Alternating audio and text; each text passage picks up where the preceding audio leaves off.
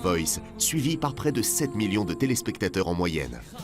On retrouve également pas moins de 4 anciens talents du célèbre télécrochet dans une autre comédie musicale de 2016, Le Rouge et le Noir. Dans le noir, je vois rouge, dans la douleur est vive, quand les ombres me suivent. Dans le noir, je vois rouge, j'effacerai l'outrage aux couleurs de ma rage. Des artistes repérés par le directeur de casting de The Voice, qui n'est autre que Bruno Berberes, à l'origine de la distribution de 80% des comédies musicales françaises. Je suis le point commun entre les deux. Non, je plaisante. C'est-à-dire que forcément, quand je vois sur The Voice des artistes, je me mets à penser à eux. Comment et pourquoi ces jeunes talents acceptent-ils de jouer le jeu? Leur histoire est bien souvent similaire à celle du chanteur Côme, tête d'affiche du Rouge et le Noir. Pendant The Voice, ils savaient que je faisais des comédies musicales et à chaque fois, ils me disaient « Moi, je fais toi, un jour, tu vas finir dans une comédie musicale ou commencer. » Et lui me disait « Non, mais jamais tu me verras dans une comédie musicale, arrête, tu m'as déjà fait ton The Voice, là, alors jamais dans une comédie musicale, alors là, tu rêves. » Je lui ai fait « Non, non, je rêve pas. » Et c'était un peu plus vulgaire que ça, d'ailleurs. Oui, c'est vrai que j'avais dit jamais de la vie. Je me suis d'abord posé beaucoup de questions, parce que je viens pas du tout de ce milieu-là, et j'étais plein de doutes. Je savais pas si c'était fait pour moi, du tout. Je connaissais pas du tout ce milieu, et simplement, je me suis retrouvé en face d'Albert Cohen. Et ça a été assez rapide. Comme on dit, il n'y a que les qui changent pas d'avis. Tu l'as chopé, celle-là.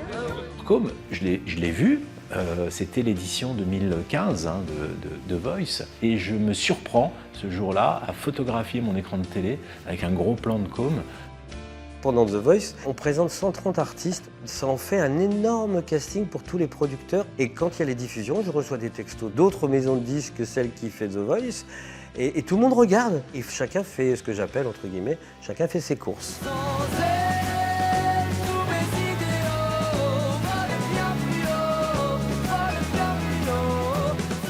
On dit tu viens de The Voice, mais c'est pas The Voice qui nous a. Tu as eu d'autres choses on n'est pas né dans leurs locaux, quoi. C'est ça que je veux dire. Tu as naturellement cette mine sombre que tous les Parisiens cherchent à se donner. Pitié, tout sauf ressembler à un de ces dégénérés emplumés. On s'est retrouvés là-bas par erreur ou pas, et puis au final, on a quand même, ça nous a fait avancer. Je me prépare, je me chauffe, je me concentre, et puis je pense à rien, à part à mon texte, vite fait, pas trop non plus. On a des rituels. Tu vois, par exemple, là, elle doit faire le tour de moi pour mettre ma truc, alors à chaque fois, on se fait un petit câlin. Voilà. C'est rigolo. Bon premier acte, vas-y bisous. Tout de suite.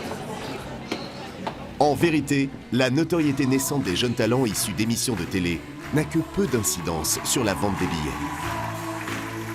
Ça n'a pas d'impact, en fait, vraiment, je pense, sur le succès du spectacle. Ton argument vaut quand tu décides de choisir Matt Pokora ou de te dire tiens, je vais faire Zorro, je vais prendre Kenji. C'est un exemple, ne le faites pas forcément, mais c'est une idée qui peut t'arriver en tête. Tu vois, là tu te dis ah oui, là c'est génial, tu prends le mec qui vend le plus de disques en France, voilà, c'est logique de le mettre dans Zorro en plus, allons-y. Je veux la gloire à mes genoux, je veux le monde ou rien du tout. À l'inverse, pour ces jeunes chanteurs, participer à une comédie musicale, c'est l'occasion de s'offrir un formidable tremplin dans un contexte difficile.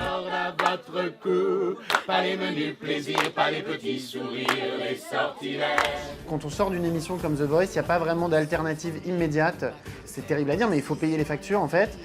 D'une part, et d'autre part, c'est l'assurance de jouer tous les soirs pendant un certain nombre de semaines ou de mois, et en plus, c'est une expérience très enrichissante pour un artiste. A priori, on apprend énormément de choses dans une comédie musicale, donc ils ont énormément de choses à gagner en allant dans ce type de projet. Moi je veux un corps pour rêver.